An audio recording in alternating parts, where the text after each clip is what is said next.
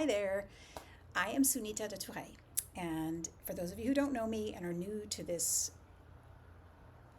holiday collection, different holiday collections that I put together, I started the Chocolate Garage back in 2010.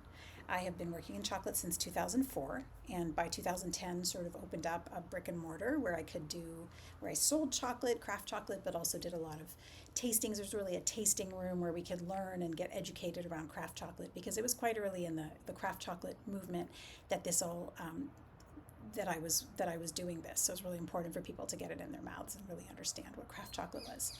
So the Chocolate Garage started in 2010. I closed it in 2018. In between that, in that span, I also started doing trips to Origin, which I continued to do after I closed the Chocolate Garage. But then COVID decided to come about, and that closed my travel business as well. And so I still do holiday collections periodically when the weather is cooperative and friendly to chocolate.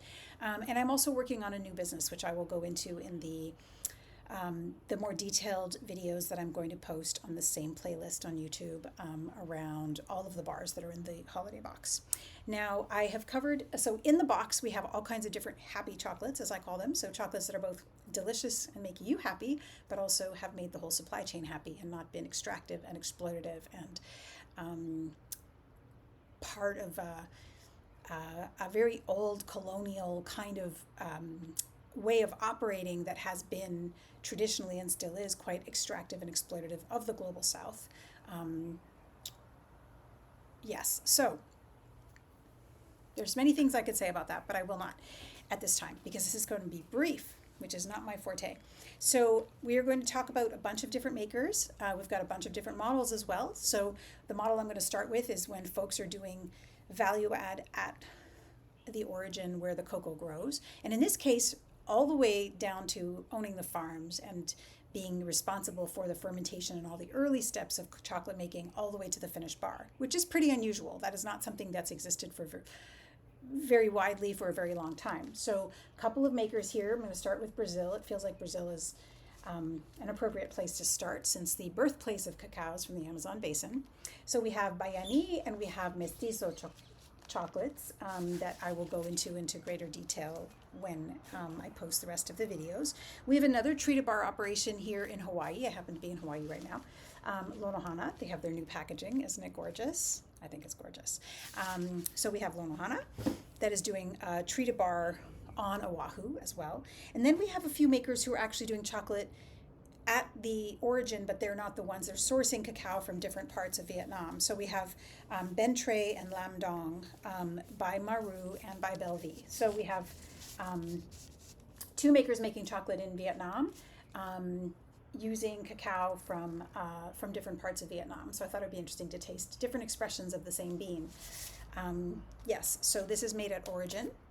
And then you have folks who are sourcing from all over the world and are making chocolate with different cacao. So here we have Mirzam chocolate makers out of Dubai, using Cuba and India cacao origins to make chocolate. I'm actually throwing in a really old style, not traditional, but a sort of much bigger player in many ways, and has been around since the 90s, Domori, out of Italy, that is making a Criollo 70% Chihuahua here. I also have Spinnaker, and I apologize for the fold here because somebody's been eating this one. I've been eating all of them actually, but some of them show more. A maker out of Norway who's using Tanzania, and then I've got a Seattle maker, Spinnaker, who's also using Tanzanian cacao from Coco Camilli. So we'll get into these two bars. For example, I've got a very new maker, just about a year old, Choco Del Mar, who is sold at the local Palo Alto Farmers Market. For folks who are very local, you can find their chocolate there. A smattering of his bars. Kumar is doing really great work. And then we have Coco, who is from Seattle as well, Dawn, who's been in the industry for some time and finally is making her unique products. And these are a different format. They're little tasting squares. We'll get into that as well. So I think I've just brushed over the different, and then we also have a new maker. This pouch is empty. It's just to show you. Three Queens Cacao, which is the latest thing that I'm working on, that I'm excited about. So we are going to go into all of these in a little bit more detail. I'm going to try to keep my videos succinct. It is hard for me, but since I have to do 25 of them, I'm hoping that I'm motivated to keep them quiet, keep them short so that I can get all those up. And then maybe if you have questions, you can post them below the video and I might go into deeper detail there in the comments. All right, well, let's dig in. I'm excited to share these 25 bars with you and talk more about cacao. This is a ceramic pod, but this gives you a sense of like what a cacao pod looks like. This is where it attaches to the tree, and lots more about that in future videos.